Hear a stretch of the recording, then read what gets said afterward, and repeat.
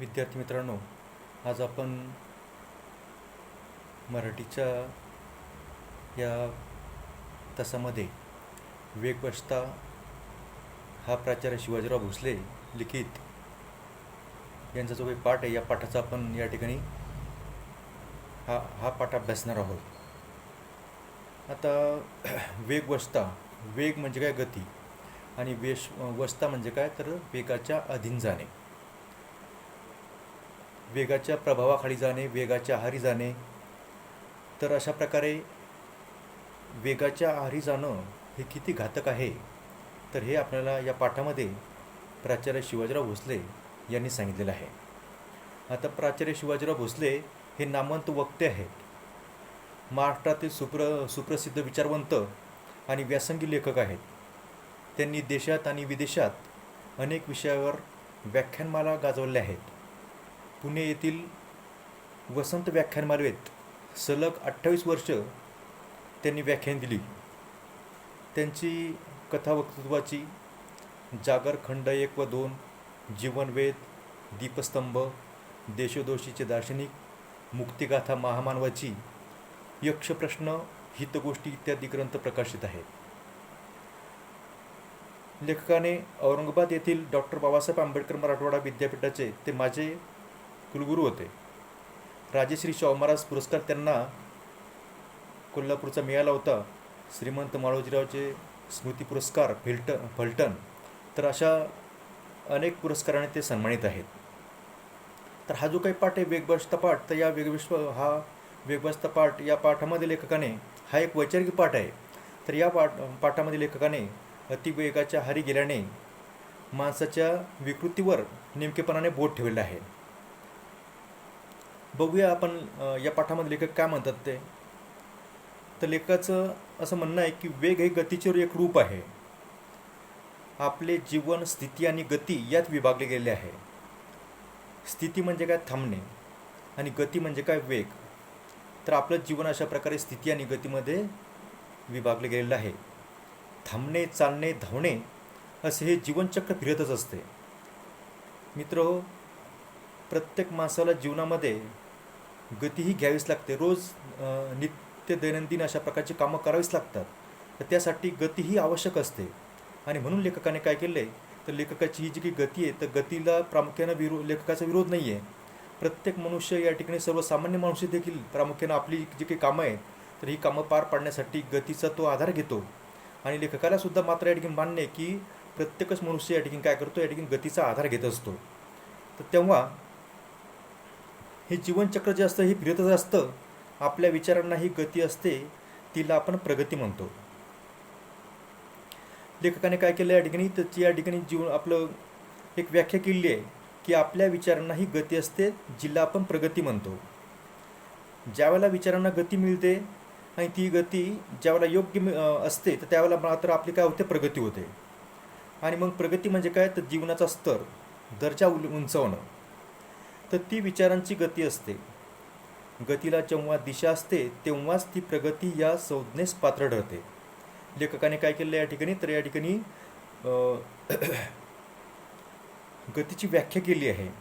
गतीला जेव्हा दिशा असते तेव्हाच ती प्रगती या संज्ञेस पात्र ठरते. लेखकाच्या मते की ज्यावेळेला आपण या ठिकाणी गती घेतो, तर त्यावेळेला गती घेत असताना मात्र तिला योग्य अशा प्रकारची दिशा असली पाहिजे. दिशा जर का असेल गतीला, तर मग आपली काय होते, प्रगती होते. आणि म्हणून या ठिकाणी आपली प्रगती होण्यासाठी तर त्या गतीला मात्र काय असणं महत्त्वाचं आहे, तर दिशा असणं महत्त्वाची आहे. दिशाविहीन म्हणजे काय, दिशा नसलेली गती ही अधोगती ठरते. म्हणजे जर आपल्या गतीला दिशा नसली, तर मग मात्र काय होतं, आपली अधोगती म्हणजे अधप्पात होतो. आपला लक्ष घ्यायचं म्हणजे दिशा नसेल तर मग आपली काय होते, अधोगती होते. आणि म्हणून या ठिकाणी गतीला प्रामुख्याने दिशा असणं गरजेचं आहे. आजच्या जीवनात विलक्षण वेगवानता आढळते. रस्ते वाहनाने व्यापलेले असतात. माणसे घरात राहतात, म्हणूनच अल्पकाळ तरी स्थिर राहतात. ज्यावेळेला मनुष्य घरामध्ये राहतो, तर त्यावेळेला तो काय असतो, कसा असतो, या ठिकाणी स्थिर असतो. आणि मात्र ज्यावेळेला घराच्या बाहेर मनुष्य आपण वाहन घेऊन गेलो, त्यावेळेला मात्र काय होतं, या ठिकाणी मनुष्य या ठिकाणी वेगाच्या आहारी जातो. आणि वेगाच्या आहारी गेल्यामुळं काय होतं की तो मात्र या ठिकाणी तो वेगाच्या पायी या ठिकाणी अगतिक होतो. एरवी गतीपायी अगतिक होतात. म्हणजे अगतिक होणे म्हणजे काय, असहाय होणे, केविलवाणे होणे. अहोरात्र भरारणारी अहोरात्र भरारणारी आणि थरारणारी वाहने पाहिली म्हणजे आश्चर्य वाटते. लेखकाला या गोष्टीचं आश्चर्य वाटतं की लेखक ज्यावेळेला बाहेर पडतात त्यावेळेला मात्र अहोरात्र म्हणजे काय, रात्रंदिवस या ठिकाणी अशा प्रकारची आपण वाहनाच्या रांगा पाहतो. तर त्यावेळेला लेखकाला वाटतं या ठिकाणी त्याचं या गोष्टीचं नवल वाटतं की ही आली कुठून, ही वाहनं आली कुठून आणि आली कशी आणि कशासाठी. पूर्वी देशोदेशीचा इतिहास घडला, लोकांनी जगप्रवास केला, पण आजच्या एवढी अवखळ वाहने कुठे दिसत नाहीत. थोडक्यामध्ये लेखकाला या गोष्टीचं आश्चर्य वाटतं. कोणत्या गोष्टीचं आश्चर्य वाटतं की वाहनाच्या रांगा असतात, परंतु अशा प्रकारची ही अवखळ म्हणजे चंचल जी की वाहनं आहेत तर ती वाहनं आली कुठून. तर या गोष्टीचं लेखकाला प्रामुख्याने या ठिकाणी आश्चर्य वाटतं. आता माणूस घरातून दारात आला की वाहनावर आरूढ होतो, म्हणजे वाहनावर स्वार होतो. वेळ थोडा असतो, कामे बरीच असतात. म्हणजे लेखकाला सांगायचं आहे की बऱ्याच वेळेला काय होतं, मनुष्य या ठिकाणी कामं असंख्य असतात आणि कामं असंख्य असल्यामुळं ती चांगल्या रीतीनं पार पडण्यासाठी लेखक आपलं प्रत्येक मनुष्य काय करतो तर या ठिकाणी वाहनाचा आधार घेत असतो, गतीचा आधार घेत असतो. कामे बरीच असतात, पायी चालत ती उरकता येत नाही. जीवन हे दशदिशांना विभागलेले असते. तर या ठिकाणी दशदिशा म्हणजे 10 दिशा, पूर्व, पश्चिम, उत्तर, दक्षिण, ईशान्य, आग्नेय, नैऋत्य, वायव्य, ऊर्ध्व आणि अधोदिशा. तर अशा एकूण 10 दिशा. तर थोडक्यामध्ये 10 दशदिशांना या ठिकाणी काय तर जीवन हे दशदिशांना विभागलेलं असतं. मुलांची शाळा एका टोकाला, आपले कार्यालय दुसऱ्या टोकाला. मंडई म्हणजे भाजी बाजार एका बाजूला, तर दवाखाना दूर कुठल्या तरी दिशेला. जीवनाची ही टोके सांधणार कशी. तर ज्यावेळेला आपण या ठिकाणी ऑफिस झालं, कार्यालय झालं, त्यानंतर दवाखाना झाला, तर ह्या सर्व काही गोष्टी नानाविध अशा प्रकारच्या टोकाला असतात. मग अशा प्रकारच्या या ठिकाणी अनंत कामं करायची, तर ही जी काही टोकं आहे तर ही या ठिकाणी जोडायची, तर ही कशी जोडायची. आणि त्यामुळं मग साहजिकच या ठिकाणी मनुष्य काय करतो तर या ठिकाणी वाहनाचा आधार घेतो आणि अशा प्रकारची कामं आपण पार पाडत असतो. जीवनाची टोके सांधणार कशी. तर अशा प्रकारे आपण या ठिकाणी काय करतो तर या ठिकाणी ज्या वेळेला असंख्य कामं असतात तर ही असंख्य कामं पार पाडण्यासाठी मनुष्य काय करतो तर या ठिकाणी वाहनांचा आधार घेतो. जोडणार कशी, शेवटी गती ही घ्यावीच लागते. यथाप्रमाण गती ही गरज आहे. थोडक्यामध्ये प्रत्येक माणसाला गतीचं महत्त्व पटलेलं आहे. प्रत्येक मनुष्य काय करतो तर या ठिकाणी गतीचा आधार घेत असतो. आणि लेखकाला मात्र एवढं सांगायचं आहे की सप्रमाण गती ही गरज आहे. म्हणजे आपलं प्रमाणानुसार गती असली पाहिजे. पण अप्रमाण, अवास्तव म्हणजे प्रमाणाच्या बाहेर आणि अनावश्यक गती ही एक विकृती आहे. विकृती म्हणजे काय, मानसिक बिघाड. लेखकाला सांगायचं आहे की प्रमाणापेक्षा बाहेर ज्यावेळेला आपण आपली या ठिकाणी गती जाते तर त्यावेळेला काय होतं तर माणसाच्या मनामध्ये एक प्रकारची विकृती येते. आणि मग साहजिकच विकृती आल्यामुळं या ठिकाणी काय होतं तर आपला जो काही ताबा असतो तर हा ताबा निघून जातो. आणि म्हणून या ठिकाणी अनावश्यक गती ही काय तर या ठिकाणी विकृती आहे असं या ठिकाणी लेखक म्हणतात. आपली कामे यथासांग पार पाडावीत. यथासांग म्हणजे काय, योग्य प्रकारे पार पाडावीत एवढा वेग जीवनाला असावा. त्यापेक्षा अधिक वेग म्हणजे अक्षम्य आवेग.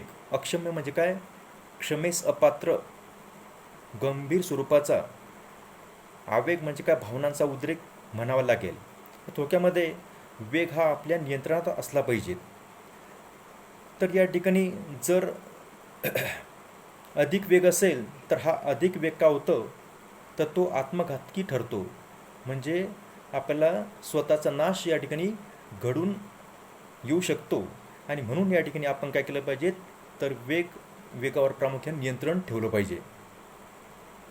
अमेरिकेसारख्या विकसित देशात माणसे वेगाने जीवन जगतात.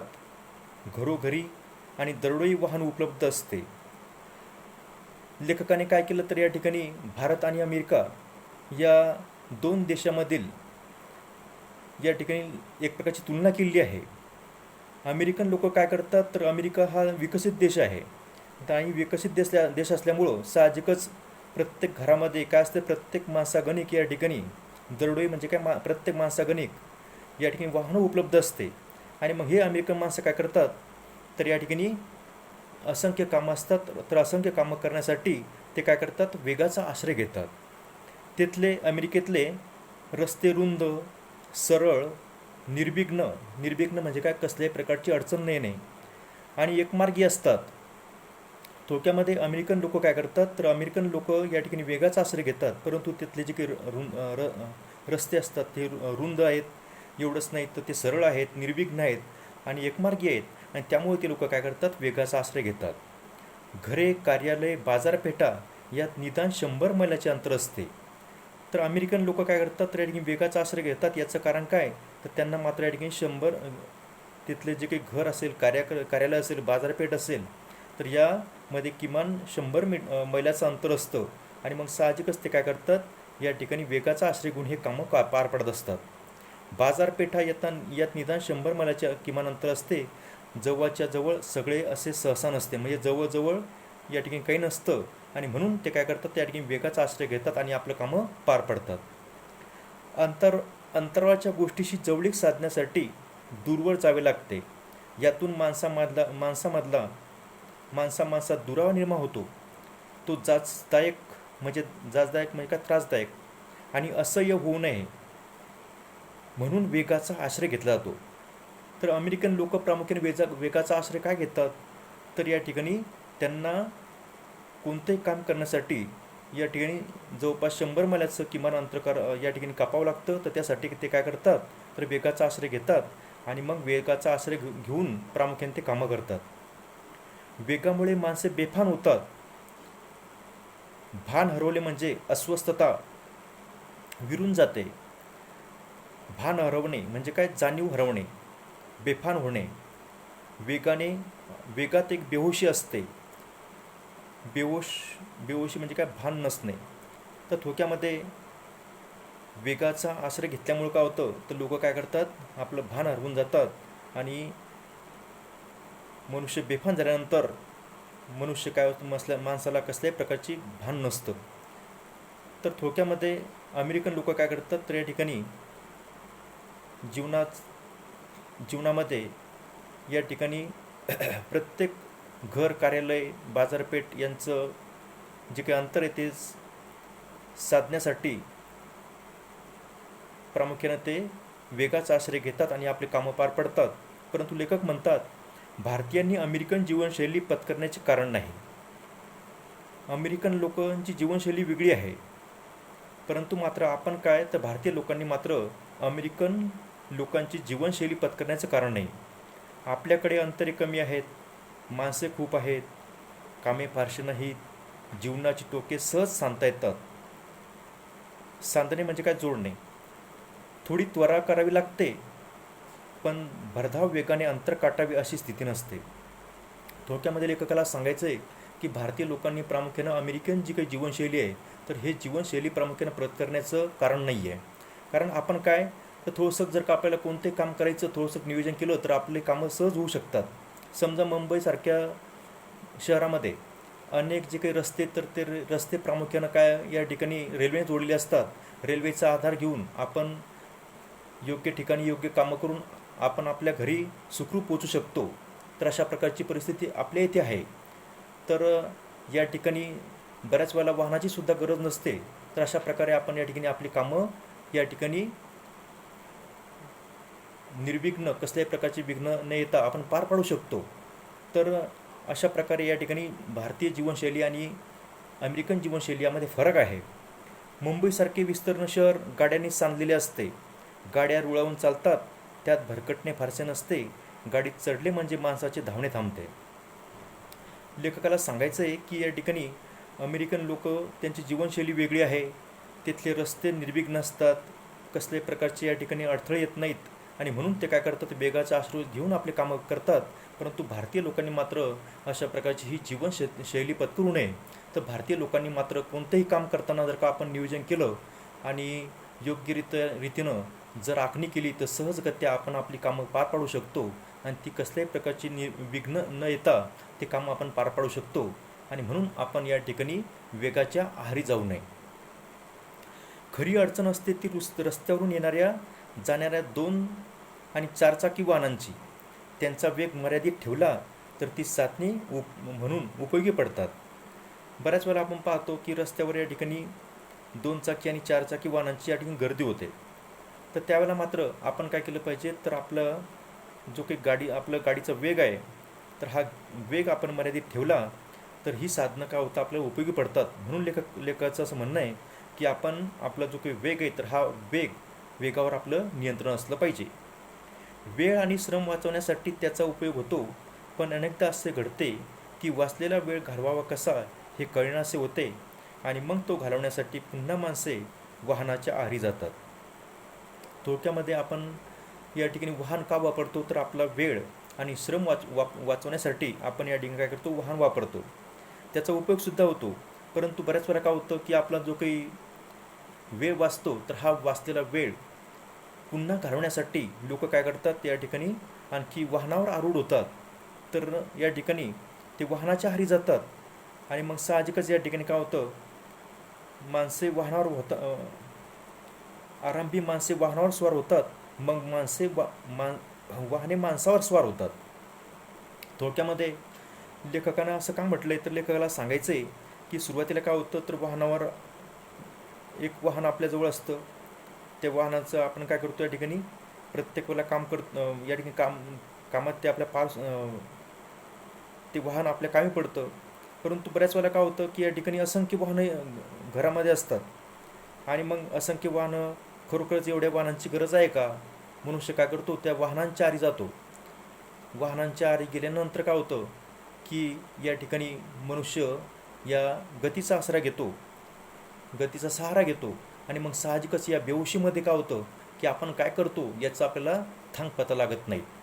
आणि म्हणून लेखकाने अशा प्रकारचं आरंभी माणसे वाहनावर स्वार होतात, मग वाहने माणसावर स्वार होतात असं लेखकानं उद्गार काढलेले आहेत. लेखकाचं असं म्हणणं आहे, लेखकाचं असं सूत्र आहे.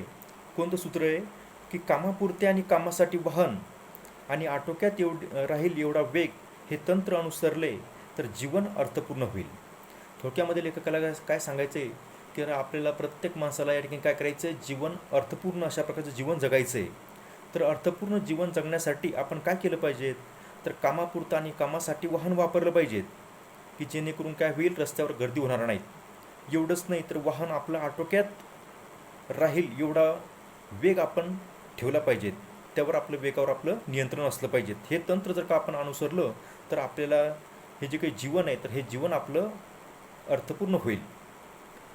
आपले जीवन अधिक प्रमाणात आपल्या वाट्याला यावे, ते कृतार्थतेने जगता अनुभवता यावे, त्यासाठी उसंत लाभावी म्हणून वाहनांचा वापर करायला हवा. बऱ्याच वेळेला काय होतो, आपला जो काही आपण वाहनांचा वापर करतो, आपला वेळ वाचतो, परंतु तो वाचलेला जो काही वेळ आहे, तर हा वाचलेला वेळ आपण या ठिकाणी चांगल्या कामासाठी जर का वापरला तर साहजिकच काय होईल, तर आपल्याला कृतार्थ म्हणजे काय, तर आयुष्याची सफलता, समाधानी जीवन. तर थोडक्यामध्ये समाधानी जीवन जगण्यासाठी आपण काय केलं पाहिजे, तर वाहनाचा वापर केला पाहिजे. वाचलेला वेळ आपण योग्य कामासाठी जर का वापरला तर आपल्याला जीवन जगण्यामध्ये मौज आहे हे आपल्याला पटू लागतं. तर थोडक्यामध्ये आयुष्य समाधानी जर का आयुष्य आपल्याला जगायचं असेल तर त्यावेळेला मात्र आपल्या वाहनावर नियंत्रण असलं पाहिजे. कृतार्थतेने जगता अनुभवता यावे यासाठी उसंत लाभावी म्हणून वाहनांचा वापर करायला हवा. प्रत्यक्षात घडते ते वेगळे. इतरांशी मानसिक स्पर्धा करण्यासाठी आपल्या ऐश्वर्य म्हणजे काय, वैभव किंवा प्रतिष्ठा प्रदर्शन घडवण्यासाठी गरज नसताना कर्ज काढून वाहने खरेदी करणारी माणसे समाजात आढळतात. थोडक्यामध्ये बऱ्याच वेळेला काय असते, आपल्याला आपण काय करतो तर या ठिकाणी इतरांशी मानसिक स्पर्धामधून एखाद्यानं वाहन घेतलं म्हणून आपण सुद्धा घेतो. एवढंच नाही तर आपल्या श्रीमंतीचं प्रदर्शन करण्यासाठी आपण वाहन घेतो. गरज नसताना कर्ज काढून वाहनं घेतो. तर अशा प्रकारची माणसं समाजामध्ये असंख्य आढळतात. कोणतेही महत्त्वाचे काम नसताना पत्नीला मागच्या बाजूला बसून आधुनिक दुचाकीने सहज फेरफटका मारून आले म्हणजे अनेकांना बरे वाटते. कारण नसताना रस्त्यावर हिंडणं या ठिकाणी हे योग्य नाही. रस्त्यावर गर्दी करणं हे योग्य नाही. आणि म्हणून बऱ्याच वेळेला काय होतं की लोक काय करतात, सहज आता गाडी आहे तर त्या या ठिकाणी फेरफटका मारून येऊया तर असं लोकांना वाटतं. आणि मात्र ते काय करतात, ते या वाहनाचा वापर फेरफटका मारून येण्यासाठी करतात. पण आहेच वाहन तर 4-6 मैलावरचे एखादे निसर्गरम्य स्थान किंवा मंदिर पाहण्यासाठी ही माणसे का जात नाहीत? लेखकाला असा प्रश्न पडतो की आपल्याजवळ वाहन आहे आणि मग वाहन असल्यामुळं आपण काय केलं पाहिजे, तर एखादं निसर्गरम्य ठिकाण असेल आपल्या जवळपास तर ते आपण पाहण्यासाठी आपण आपल्या वाहनांचा जरूर उपयोग करावा. थोडक्यामध्ये लेखकाचा आज सांगायचं आहे की एखादं निसर्गरम्य ठिकाण असेल तर आपण त्या ठिकाणी आपल्या वाहनानं जावं आणि तिथला आनंद घ्यावा. परंतु आपण काय करतो, या ठिकाणी गर्दीच्या ठिकाणी हिंडतो फिरतो तर ते लेखकाला बरोबर वाटत नाही, योग्य वाटत नाही. एखादा लक्ष्मी रोड, महात्मा गांधी मार्ग किंवा जंगली महाराज रस्ताच का पसंत केला जातो? लेखक सांगतात की ज्या ठिकाणी गर्दी असते, पुण्यामधील प्रामुख्यानं लक्ष्मी रोड, महात्मा गांधी मार्ग, जंगली महाराज रस्ता, तर हे मात्र या ठिकाणी पुण्यातले गजबजलेले रस्ते आहेत. तर या रस्त्यावर काय होतं, लोक गर्दी करतात. मग लेखकाला असा प्रश्न पडतो की लोक या ठिकाणी एखादं निसर्गरम्य स्थळ पाहण्यासाठी का जात नाहीत? गर्दी आहे त्याच ठिकाणी लोक का जातात, असा लेखकाला प्रश्न पडतो. आणि म्हणून लेखक म्हणतात की देऊ, आळंदी, सिंहगड, बनेश्वर, विठ्ठलवाडीकडचे रस्ते का दिसत नाहीत? काही निसर्गरम्य ठिकाणं असतात, काही धार्मिक स्थळं असतात, तर ती स्थळं पाहण्यासाठी आपण जरूर जावं. आणि गर्दीच्या ठिकाणी मात्र आपण जाणं टाळायला पाहिजेत. आणि म्हणून लेखक काय म्हणतात, तर या ठिकाणी आपल्या वाहनाचा आपण जरूर वापर करावा. परंतु तो चांगल्या कामासाठी जर का केला तर साहजिकच काय होतं, या ठिकाणी आपल्याला जीवन चांगल्या प्रकारे जगता येतं. वाई, सातारा, फलटण, कराड अशा गावी वाहनांची एवढी निकड म्हणजे गरज आहे का? शेतमळ्यात जायचे असेल तर तातडी म्हणजे काय, घाई किंवा त्वरा, तातडीचा भाग म्हणून कधीतरी वाहन लागेल. आपले राहणे गावाबाहेर होत असेल तर वाहनांचा उपयोग होईल. एखाद्या वेळेला शेतामध्ये आपल्याला जायचं असेल आणि खरोखरच निकड असेल, गरज असेल, आपल्याला जास्त घाई असेल तर आपण काय केलं पाहिजे, वाहनाचा जरूर उपयोग केला पाहिजे. परंतु सहज आणि सुखाने येणे जाणे सोडून वेगाने एरझरा कशासाठी घालवायच्यात? लोक काय करतात, तर या ठिकाणी नको त्या ठिकाणी एरझरा घालतात. आणि साहजिकच मग या ठिकाणी ह्या एरझरा कशासाठी घालायच्यात, अशा प्रकारचा लेखक प्रश्न करतो. आहेच गाडी तर मारूया चक्कर, अशी भावना बाळगून रस्त्यावर अडचणी निर्माण करणारे रसिक असंख्य वाढत चालले आहेत. तर आपल्या जो गाडी आहे आणि मग साहजिकच आपण काय करावं, चक्कर मारावी, असं बरेच लोक काय करतात. तर अशा प्रकारे त्यांचा एक प्रकारचा ते या गोष्टीचा अवलंब करतात. आणि मग साहजिकच काय होतं, तर रस्त्यावर प्रामुख्यानं गर्दी होते, अडचण होते. तेव्हा जर आपल्याला वाहनांचा वापर करायचा तर हा वाहनाचा वापर करताना जर योग्य आपल्याला या ठिकाणी काम असेल तर त्या कामासाठीच आपण या ठिकाणी वाहनाचा वापर करावा. त्यामुळं काय होईल, आपला वेळ आणि श्रम या ठिकाणी वाचतील. वाहन हे वेळ वाचवण्यासाठी असते, ते वेळ घालवण्यासाठी नसते. त्याचा वेग बेताचा असणे अगत्याचे असते. वाहन हे आपला जो काही वेळ आहे तर हे वेळ वाचवण्यासाठी वाहन असतं. आणि योग्य त्या कामासाठी आपण या ठिकाणी काय केलं पाहिजे, वाहनाचा वापर केला पाहिजेत. एवढंच नाही तर आपला जो काही वेग आहे तर हा वेग या ठिकाणी प्रमाणामध्ये असला पाहिजे. तर अशा प्रकारचं या ठिकाणी आपण वाहनाचा वापर करताना ह्या गोष्टीचं अवलंब केला पाहिजे. माणसे चालू आणि पळू शकतात, पण रस्त्याने कोणी चालण्याऐवजी पळू लागला तर त्याचे कौतुक करावे का? अपेक्षित स्थळी वेळेवर पोचता येईल अशा बेताने वाहने चालवण्याऐवजी उगाचच भरधाव वेगाने चालवण्यात औचित्य ते कोणते? एखाद्या वेळेला आपल्याला एखाद्या ठिकाणी जायचं आहे, त्यावेळेला समजा 1 तासामध्ये आपण काय करतो, या ठिकाणी दुचाकीवर या ठिकाणी 60 किलोमीटरचं अंतर आपण या ठिकाणी कापू शकतो. तर त्यासाठी आपण काय करतो, तर 1 तास अगोदर निघतो आणि एखादं काम आपण चांगल्या प्रकारे या ठिकाणी वेळेवर निघून आखणी करून आपण ते काम योग्यरीतीनं पार पाडू शकतो. परंतु शून्य वेळेमध्ये आपण कुठेच पोचू शकत नाही. बऱ्याच वेळेला काय होतं, लोकांना असं वाटतं की आपण वेळेवर पोचलो पाहिजेत आणि मग साहजिकच लोक काय करतात, या ठिकाणी वेगाचा आश्रय घेतात. तर अशा बेतानं वाहनं चालवण्याऐवजी उगाचच भरधाव वेगाने चालवण्यात औचित्य कोणते? लेखक अशा प्रकारचा एक मुद्दा उपस्थित करतात, या ठिकाणी प्रश्न उपस्थित करतात की भरधाव वेगाने चालवण्यात औचित्य ते कोणते? तर त्याच्यामध्ये या ठिकाणी भरधाव वेगानं जाण्यामध्ये कसल्याही प्रकारचा अर्थ नाही आणि म्हणून आपण काय केलं पाहिजे, तर या ठिकाणी ठराविक वेगानं आपण गेलं पाहिजेत. म्हणजे वाहनावर आपलं नियंत्रण असलं पाहिजे, एवढा वेग आपल्या जीवनामध्ये असायला पाहिजे.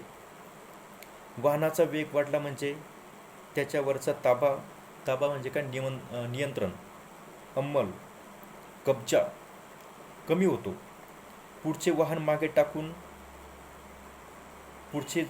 पुढे जाण्याच्या हव्यासामुळे अनेक अपघात होतात. रात्रीच्या वेळी विलक्षण म्हणजे असामान्य वेगाने धावणारी गाडी ही रात्राणी म्हटली जाते.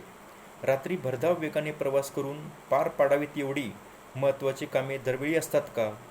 बऱ्याच वेळेला काय होतं, एखाद्या वेळेला आपल्याला महत्त्वाचं काम असतं आणि मग त्यामुळे आपण काय करतो, रात्रणीचा प्रवास करतो. परंतु अशावेळी महत्त्वाची कामे दररोज असतात का? तर या प्रश्नाचं उत्तर आपल्याला नाहीच असं अशा प्रकारे येईल. थोडक्यामध्ये एखाद्या वेळेला गोष्ट असेल, ठीक असेल, परंतु आपण या ठिकाणी दरवेळी अशा प्रकारची महत्त्वाची कामं